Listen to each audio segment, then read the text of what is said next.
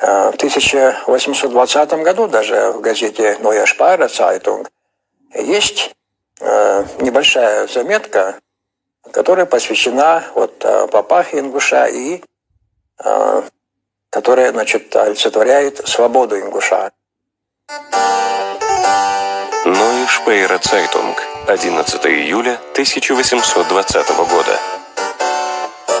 Свободный ингуш на Кавказе, которому расхвалили, какую выгоду мог бы получить он, если бы пошел под власть российского царя, ответил, воодушевленный своей независимостью, гордо, смело и верно.